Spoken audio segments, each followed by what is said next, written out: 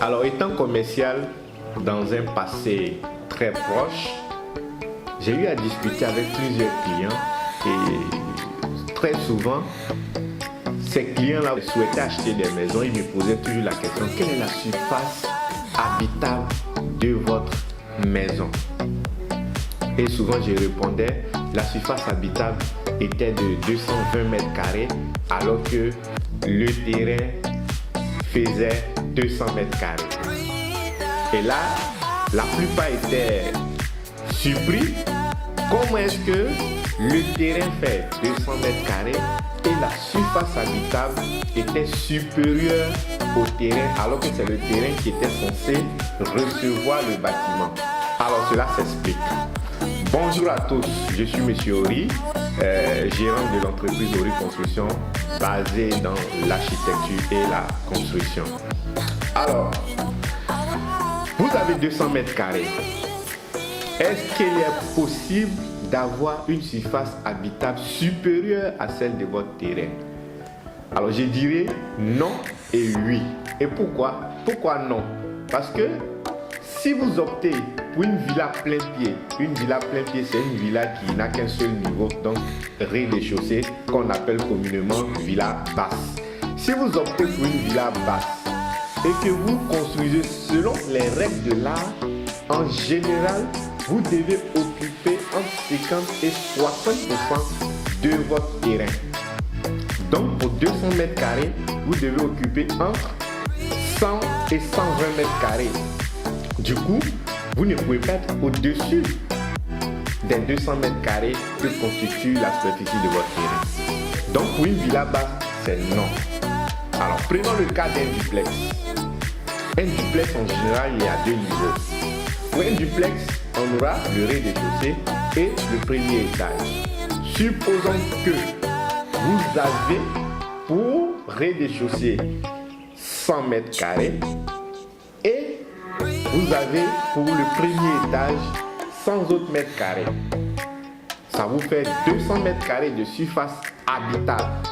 Donc ici, nous sommes dans le cas qui surprenait dans le passé mes clients quand ils m'appelaient pour avoir des infos sur les maisons à vendre. Donc, vous gagnez beaucoup plus en superficie habitable quand vous construisez en hauteur.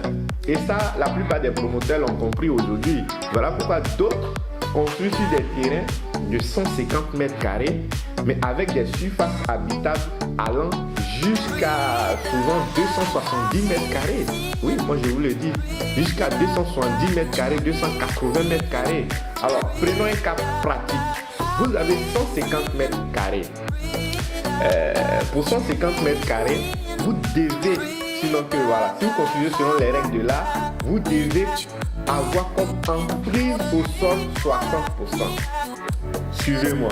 Qu'est-ce que l'emprise au sol ici? L'emprise au sol ici, c'est tout ce qui touche au sol. Ce sont les murs du bâtiment qui touchent au sol de votre terrain.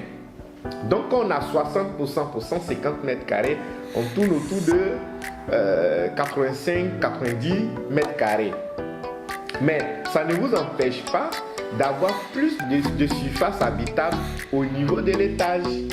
C'est là on parle de porte-à-faux, c'est là on parle de débordement de la dalle. Donc au lieu d'avoir toujours les mêmes 60% ici de la superficie de votre terrain, vous pouvez avoir maintenant 70%, 75% et cela est autorisé par la loi. Donc là vous gagnez encore en surface habitable. Mais le problème dont on parlera dans une prochaine vidéo, c'est le problème de structure. Parce que quand dans un bâtiment, il y a des porte-à-faux, là, ça devient un peu, la construction devient un peu dangereuse et il faut des professionnels pour pouvoir bien faire cette construction.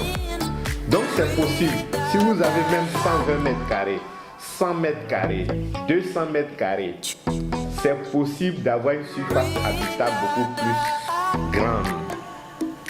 Mais pour cela, vous devez aller en hauteur, vous devez opter pour des duplex ou même pour des triplex. Donc c'était pour vous éclairer sur sur cette phase-là de la construction que beaucoup ne comprennent pas. Il y a la surface habitable, il y a la surface du terrain et il y a l'emprise au sol.